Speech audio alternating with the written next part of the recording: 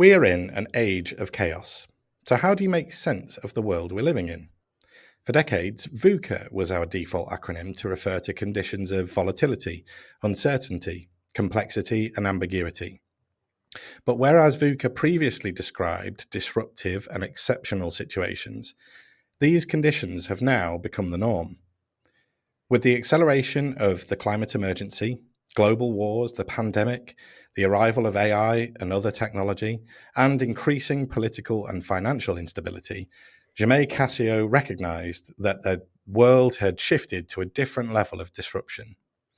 He responded by creating BANI, a universal framework that stands for brittle, anxious, non-linear, and incomprehensible.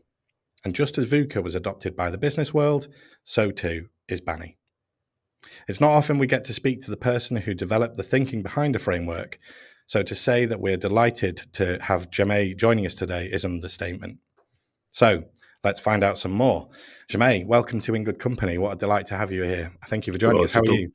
It's a delight to be here. I'm actually doing pretty well. I'm looking forward to seeing how this conversation goes, and I'm looking forward to seeing what this next year has in store.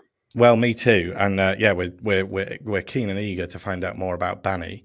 But first, let's we always ask to give our audience a bit of a chance to get to know our guests a bit more. We always start by asking to kind of introduce yourself within 60 seconds.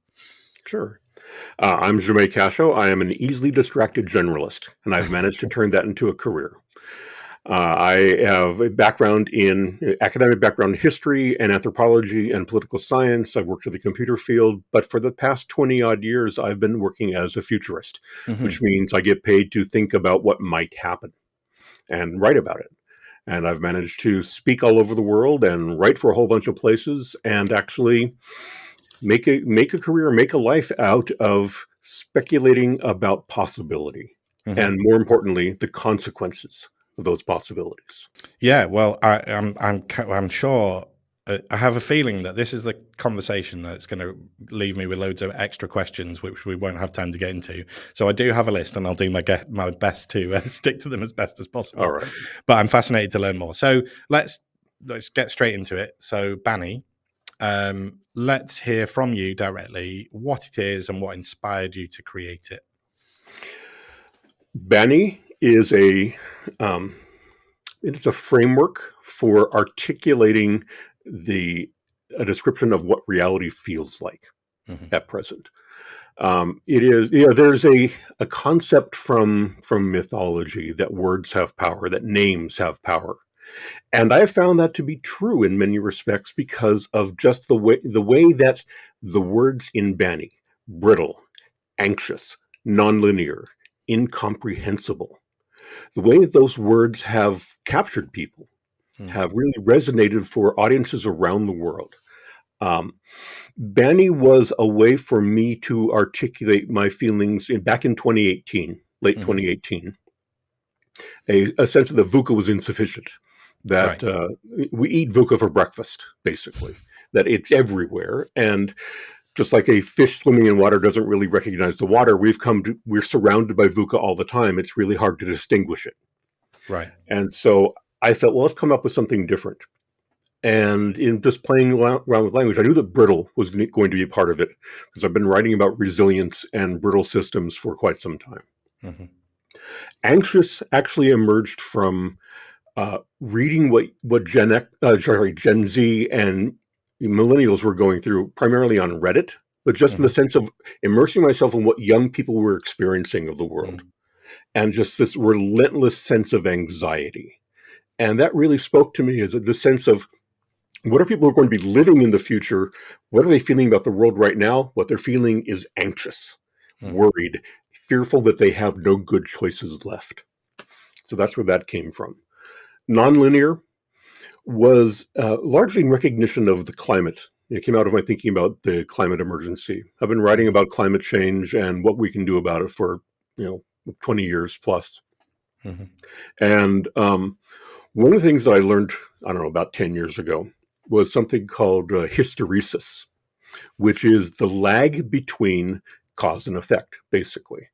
So there is a lag of at least 5 years, possibly up to 20 to 25 years between putting additional greenhouse gases into the atmosphere and the temperatures changing, putting in Yep. or reducing greenhouse gases in the atmosphere and temperatures shifting. What that says to me is that this is a nonlinear process. So there is a disproportionality between cause and effect between point A and point B.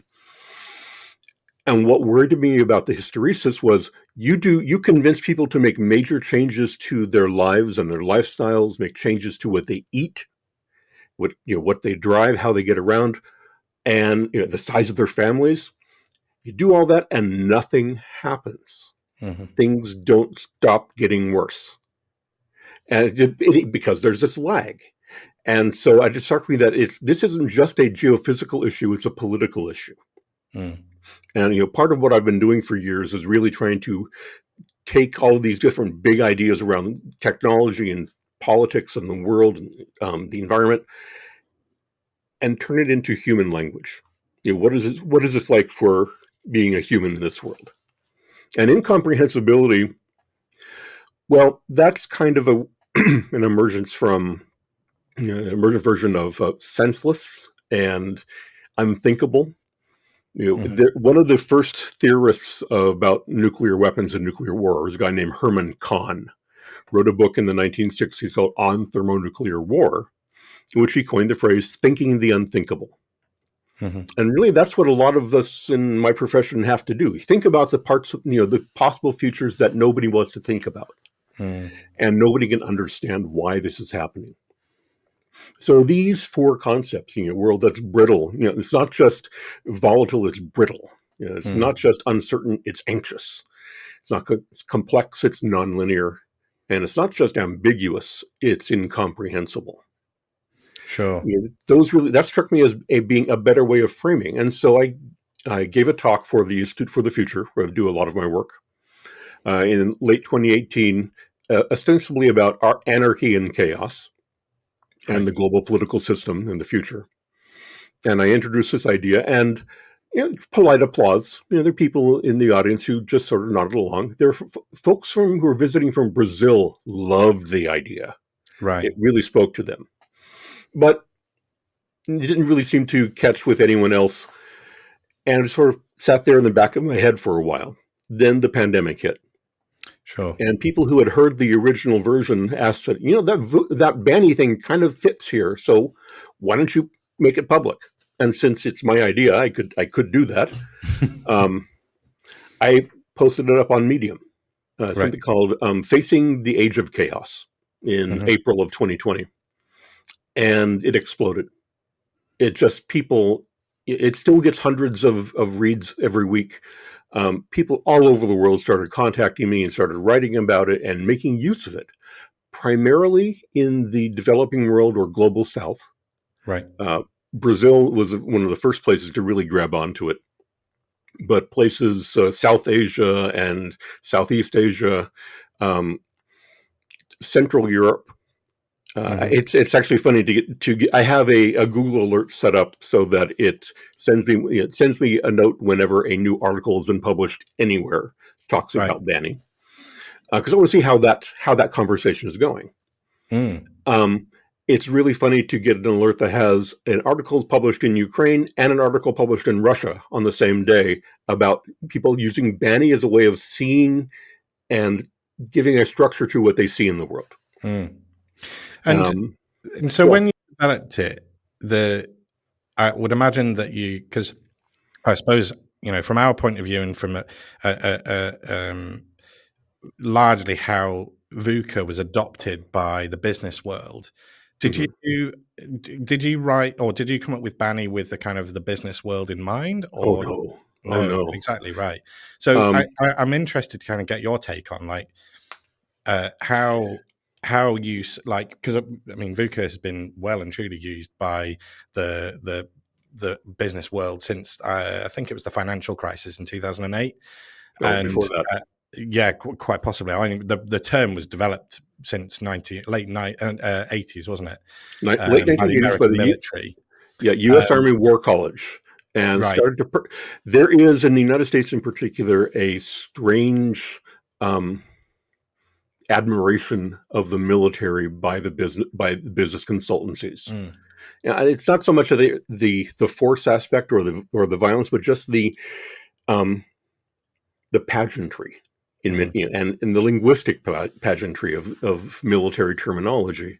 And so a lot of business consultants really get caught up in talking like they are, lieutenant colonel somewhere.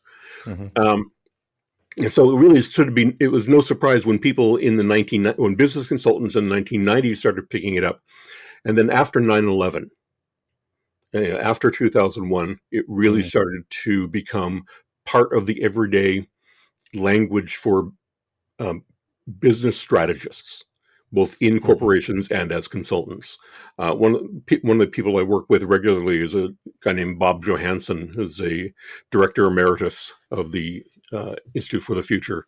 He started using Vuca back in 2002, just Mm. simply because it really did give a good depictive language for what people were experiencing in a Mm. world that had just gone through this event, but in the midst of the end of the Cold War and that transformation of global power, the emergence of the internet into something that had um, popular reach beyond academia and the technical world, Mm-hmm.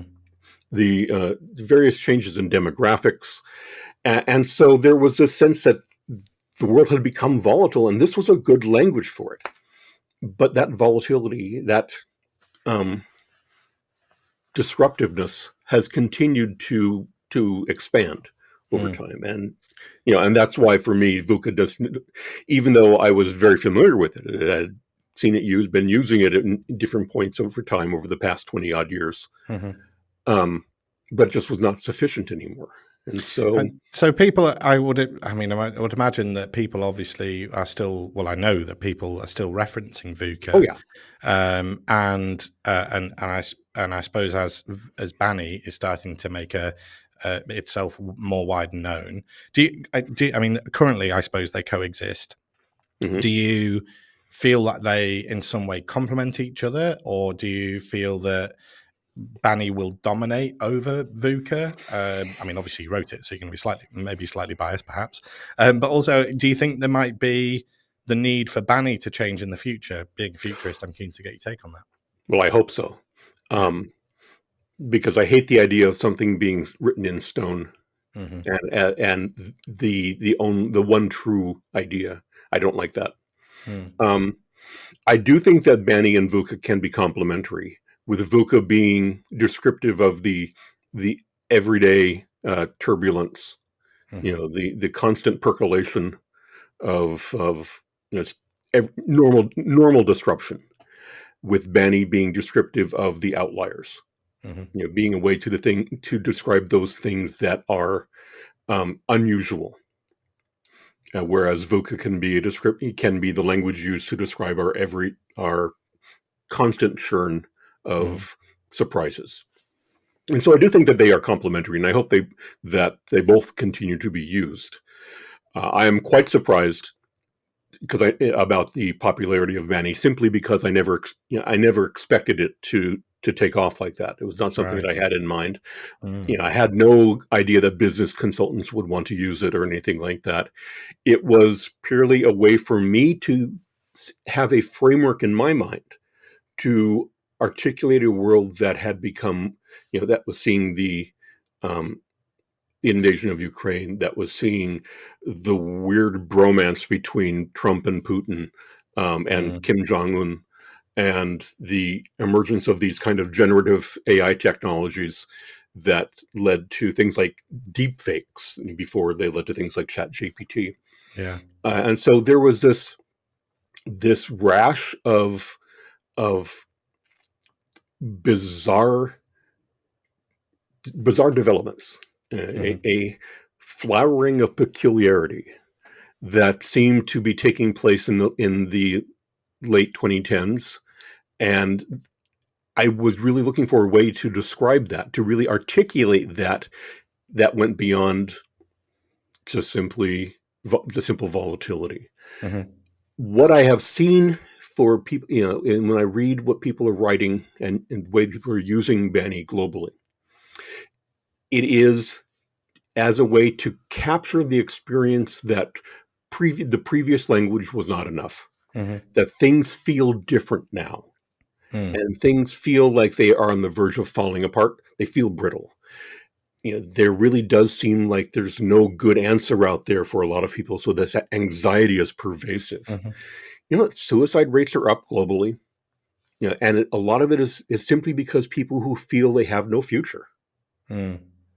Well, And it's interesting because this kind of neatly leads me on to another question, which is, Vuca and Banny, both frameworks for, I guess, managing thoughts and ways that we understand the world. They don't necessarily give, and I'm keen to get your take on this, but they don't necessarily give you kind of the tips and tricks needed to navigate your way through them. But what maybe you have now the opportunity to give kind of advice to, and I'm kind of thinking of our audience in mind, of leaders, people within organizations. What advice, and maybe this can be on your own experience, would you give to leaders to kind of lead through or by using a BANI framework? Well, as it turns out, I'm working on a Banny book right now with Bob Johansson, I mentioned before. And he really encouraged me to try to come up with a positive Banny. Because that's something he had done with Vuca, is crafting a positive Vuca of, something about, blanking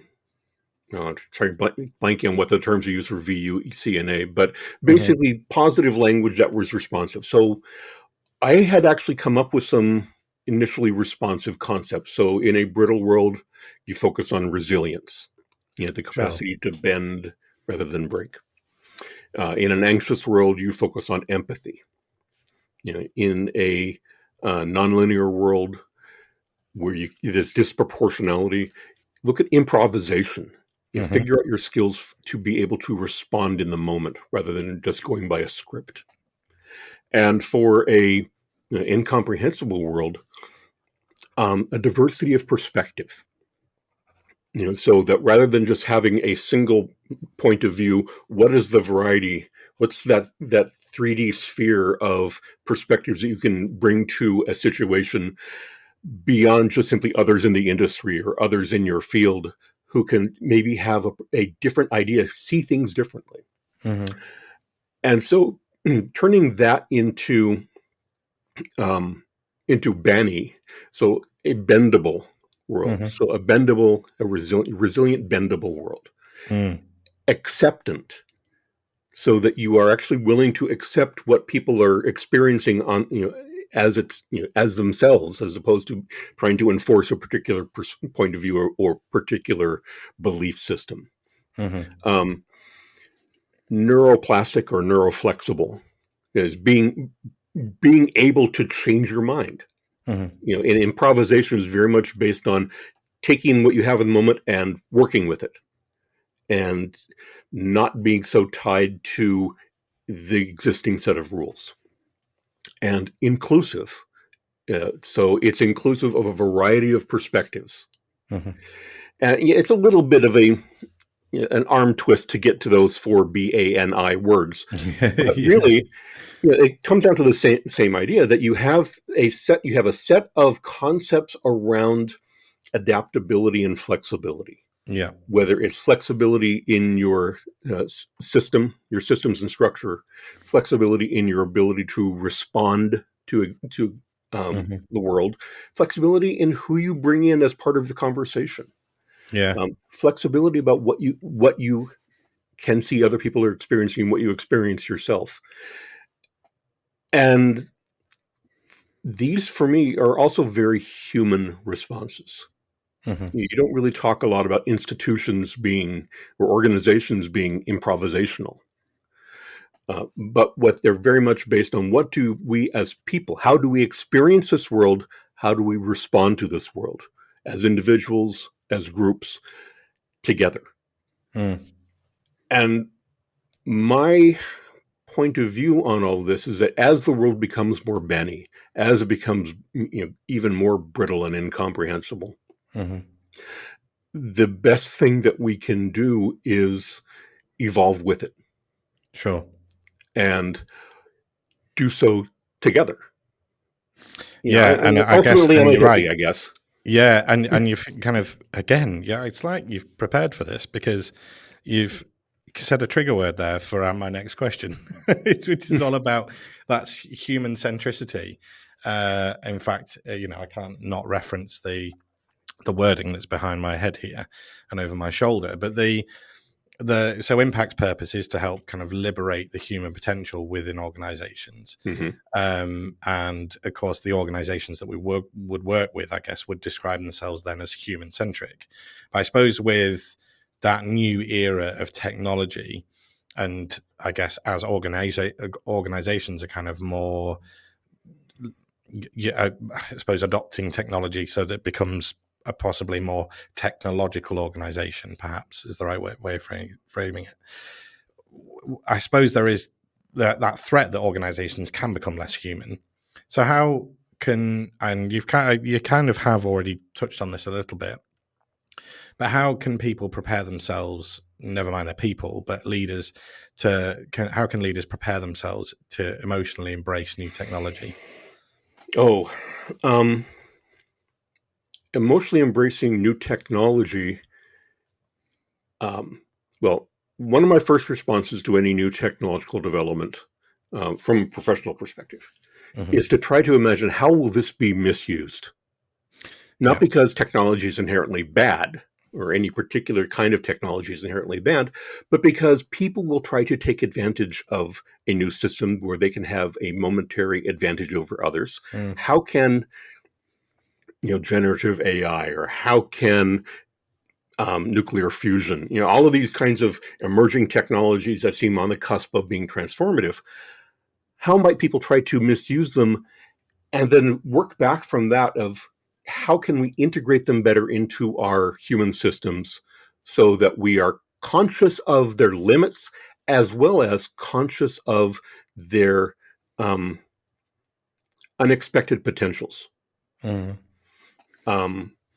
So let's take deep fakes and voice replication and all that.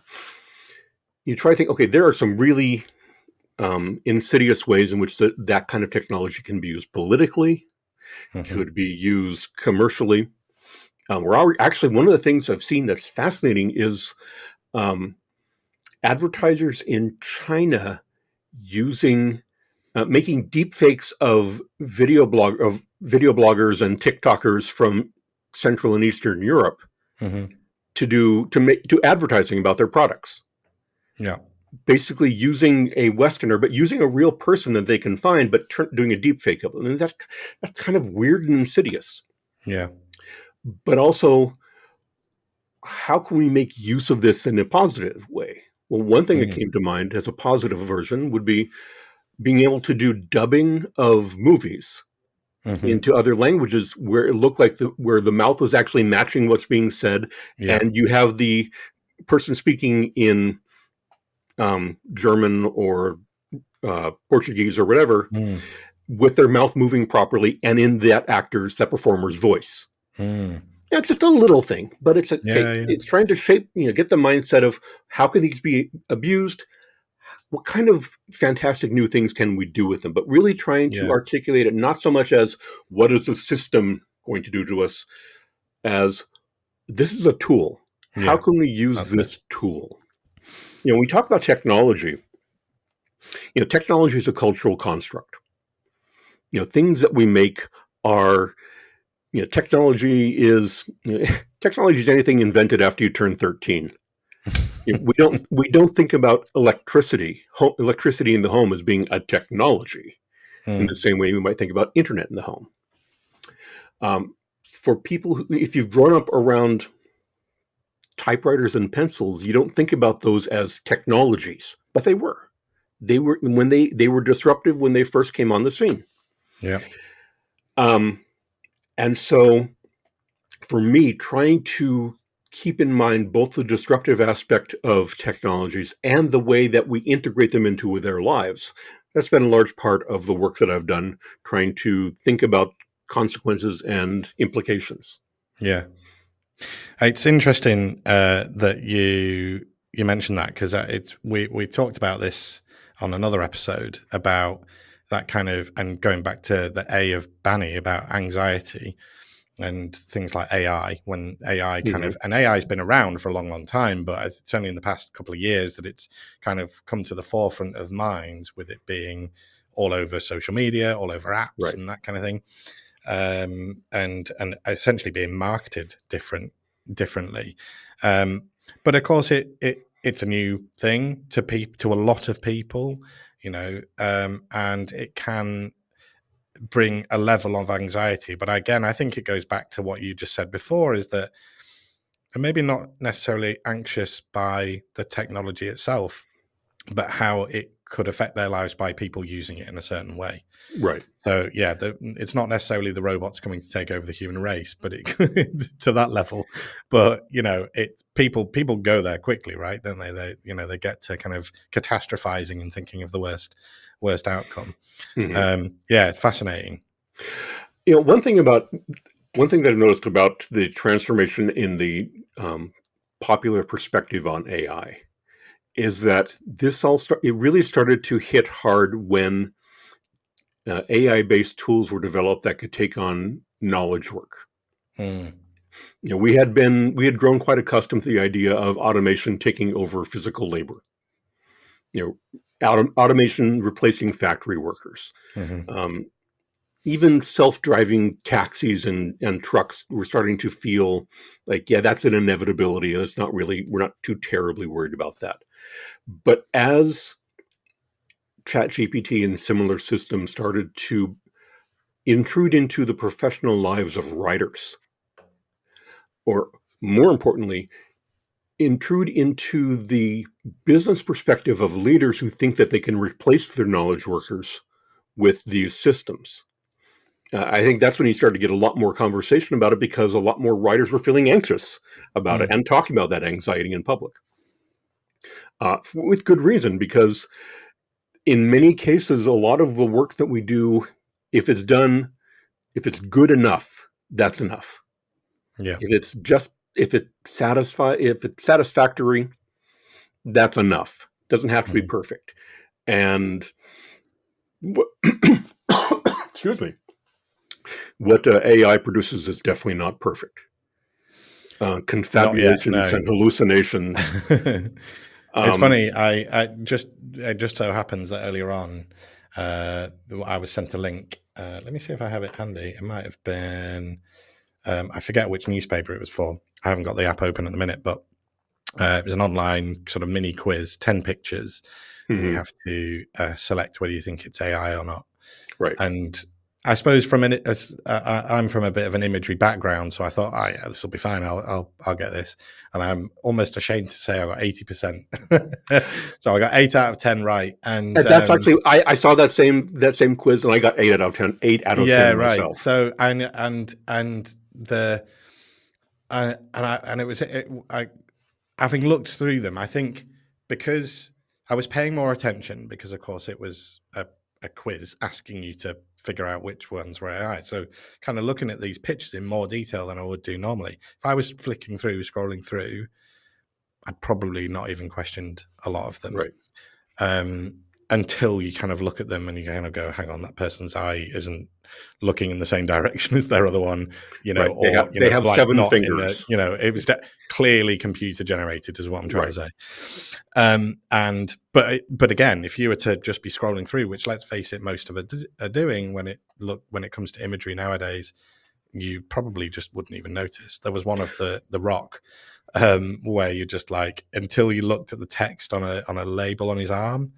you would be like, nah, that's definitely the Rock, So yeah. it's yeah, and I think now I've kind of come to, and there are tech bloggers out there going, at the moment this technology is the worst it will ever be, Yeah. and that's always an interesting train of thought, that yeah, it's because it's absolutely right that any technology at the moment is the worst it's ever been. And of course, I think what we're finding now is that we can look back. So people of a certain age can look back at cassette tapes and things like that, and feel kind of almost well, to us it's fairly familiar. To a 10-year-old, 11-year-old, it'll be archaic, and it's fascinating to kind of see that rate at which technology is changing, and now it's just exponentially changing super, super fast, isn't it? So Right. it's an interesting world for sure, and it'd be interesting to see. I mean, it'd be interesting to see what happens in the next year. What about in the next 5 years? Right. So sorry, I won't interrupt. I was going to say that my main concern about these technologies isn't so much about how they will develop, but what are the ways we're going to use them? How are we going to use them to get power or get laid or get money? That's those are important questions for all of these technologies. It's how we're going to use them. And with the political chaos that we're seeing right now, and we're likely to see over the next year or two, and I'm thinking not just about the election in the United States, but also about the recent EU elections, the upcoming UK elections. What we're seeing globally in terms of the rise of the authoritarian, right-wing authoritarianism,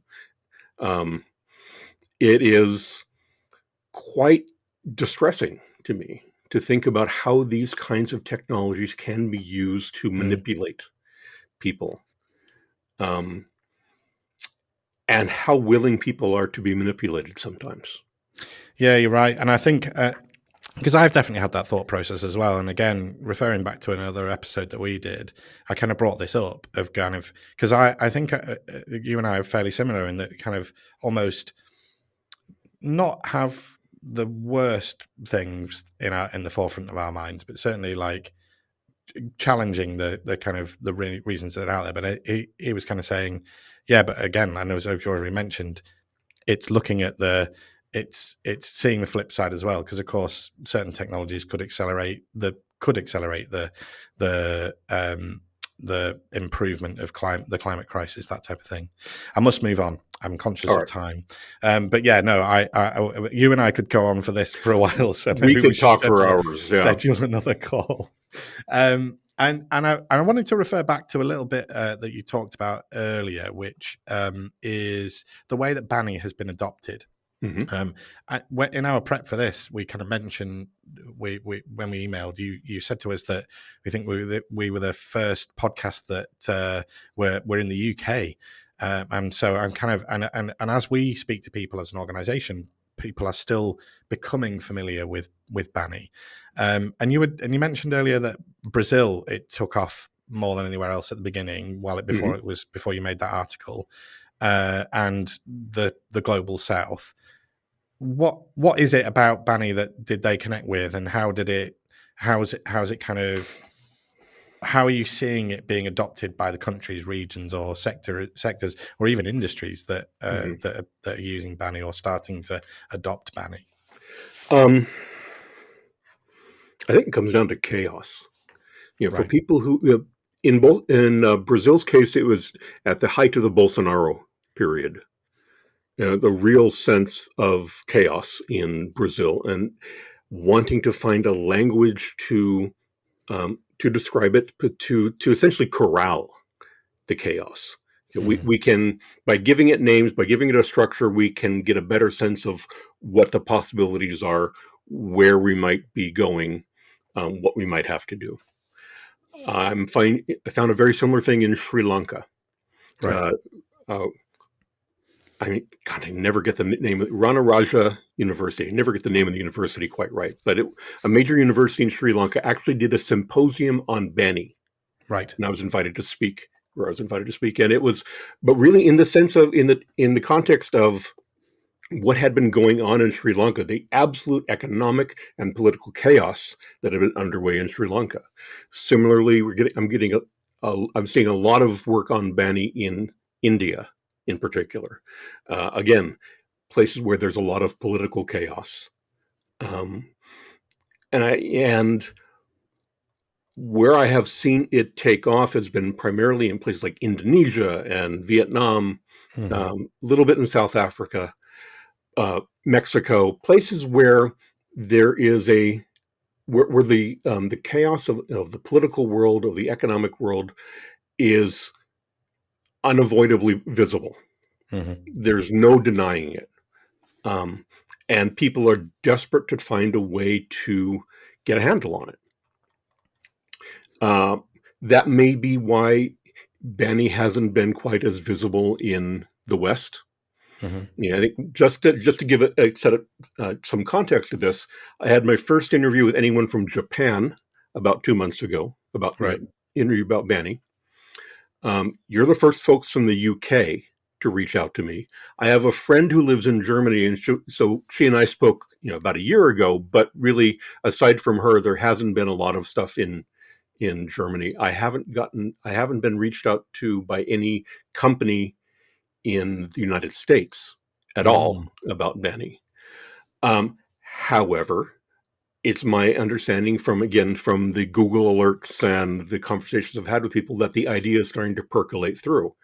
And I expect that over the course of this next year, as the political chaos in the United States becomes more profound, and in Europe, I'm going to get a lot more people reaching out to me to Yeah. really talk about this. You're going to be Be, busy. be, and it really is because it gives a language to the chaos. People Mm. see what's happening in the world and know that the terms that they've been using for the past 20 years to talk about, you know, the internet is doing to dating, or what it's happening with electric cars versus gasoline cars. That language is insufficient, just isn't enough. Mm. Hmm. And they want something new, some kind of new phrasing to be able to really express how disruptive and unsettling Hmm. this all can be. And I use unsettling specifically because I don't want to say it's all frightening, although it is for a lot of people. Hmm. Um, and disruptive is just, everybody talks about things being disruptive. Um, Unsettling has the implication of being out of balance. It's Right. something that knocks you off your feet, or Yeah. at least makes you stagger around a bit. It is something that forces you to move your position. You have been unsettled by Yeah. this. Change. And Yeah. and so for so many people in the world, they're seeing this unsettled present and an even more unsettling future. And they want to be able to talk about that in ways that make sense, Mm. in ways that other people can understand as well, that in ways that resonate. And I think that I was just stupidly lucky enough to come up with the right set of language, the right language, right set of words to be able to articulate that unsettling nature in a Hmm. way that resonated for people. So, I've something I was kind of reflecting on there and looking at my next question, which was, as a futurist, and thinking about the future, you've obviously, well, you've created this framework, and you created it in, did you say 2018? Is that right? Yeah. Mhm. The So that's kind of produced a framework that's suitable for the now. What about the future? You mentioned earlier that you were kind of curious to see what's going to happen in the next year. I assume that could be to do with elections coming up. Mhm. I'm just guessing. Do you think that the Banny framework is it's kind of going to work for the next 5-10 years, or do you think it's going to need to adapt? I mean, I know you've already looked at the kind of book that you're working on and looking at the positive version of Banny that kind of can coexist. Mhm. Or do you think it will just change dramatically? Does anything take you by surprise these days? Um, that's a good question. I anticipate that Banny will still be a usable framework for people at least through the next decade or two. Mm. Um, I do also anticipate that if it becomes as popular or something nearly as popular as Vuca has been, if it becomes a way of describing the normal, Hmm. then there will be a need for something else to replace it. Because Sure. that's, I think the important thing that Banny has done is it has allowed there to be some differentiation between, like I said earlier, the everyday disruptions, the everyday discomforts of our lives, and things that are truly outrageously disruptive and really are shocking. And if Banny becomes the everyday, if we just accept that everything in the world is going to be anxiety inducing and brittle, but then there are these really weird things that happen, I think we will need language for that really weird, whatever that really weird is in the years to come. The next year being, very much a Banny year around the world isn't just because of the elections, although that's a big part of it.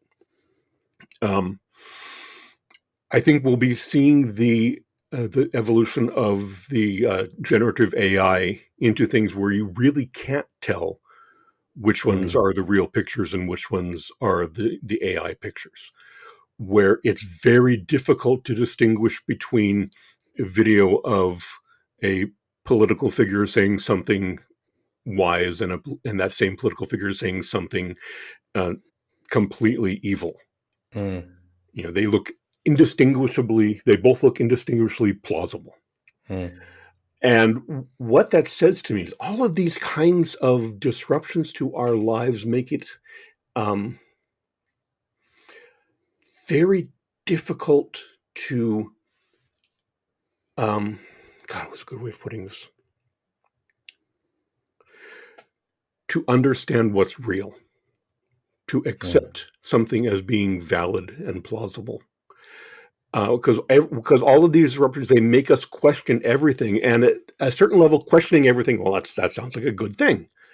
But if you question everything to the extent where you don't accept anything as true, anything can be true, so nothing is true, and I'm just going to focus on myself and right now, and I can't understand the world because it's all a morass of lies and deception and catastrophe. And I think there's the real risk for these technologies, the risk that a Banny world alludes to, is this disconnection from what's real. And where I would like to see, the ways that I'd like to see people respond to this Banny world is really in terms of how can we learn to tease through, to walk that tightrope, to understand, to recognize what is real and what has a future in a world where everything's trying to get us to see a different reality. And the thing about different realities, we're on the verge of these kinds of AR, augmented reality technologies, allow us to see a layer over the world of, one of the things I wrote about a decade ago was what happens in a world where you have glasses that allow you to basically do an ad blocker for reality. Yeah. Well, it also means you can block out things that you don't want to see. So if I want to make sure that my kids can't see any of those dirty books on evolution, I can just make sure they have a program in their glasses that blocks out all those books. Or I don't want to see anyone who voted for Trump. I don't want to see them. And so I have a blocker in my glasses that basically makes little figures that just bounce around that have no face because I don't want to see them. This ability to reshape our perception of reality to match our transient beliefs. This is also something that's likely to happen in the next, within the next few years, with the next decade. That just compounds these issues of being disconnected from reality. And there's a series in the UK. I assume it's more global than that. I assume it's reached out, but there's Black Mirror. I don't know if you've ever come across it. Yeah. So it has reached a global audience. There we go. There's a particular episode in there that speaks very much to what you've kind of just talked about, which was super fascinating. But we are running out of time. Well, in fact, we have run out of time. So I shall ask my final question. But it's been an absolute insight into your world and insight into the world as it currently stands. And I've taken already so much from this conversation, so I'm very, very grateful to you. And I'd love to ask you loads more questions, but we simply haven't got time. I'm available, so I'm happy to speak to continue to speak with you and your podcast and your organizations, and I can't shut up. So for sure. Well, yes. I mean, you and I both. I feel that we're very similar there, as my colleagues will certainly attest to. So, last question then. We ask this to all of our guests, which is: if you were to start your career again, knowing what you know now, what advice, if any, would you give to your younger self?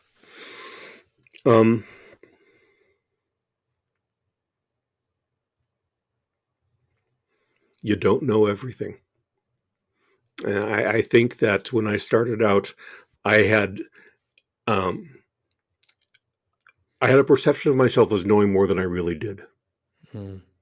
That may be true for a lot of us, but I really would want to encourage myself to have a bit more humility.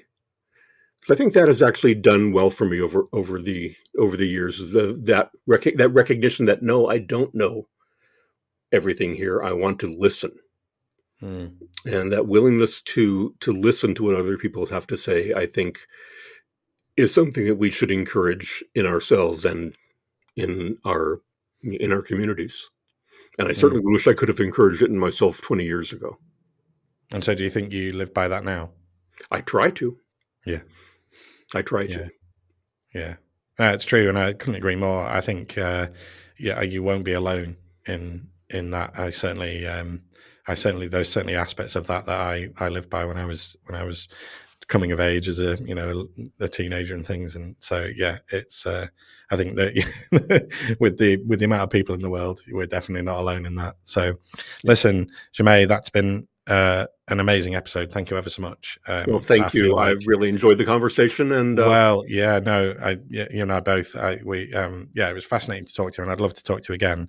But for now, I'd just like to thank Jamais for joining us on In Good Company today. And if you'd like to find out more, we're going to make sure that we put all the links to both Impact and Jamais' work in the link of wherever you found this episode. Plus, we'll make sure there's a link to the back catalogue of In Good Company episodes, which you can go and catch up on, either on YouTube or wherever you find your podcasts. So just thank you once again to Jamais for joining me today. And until the next time, take care.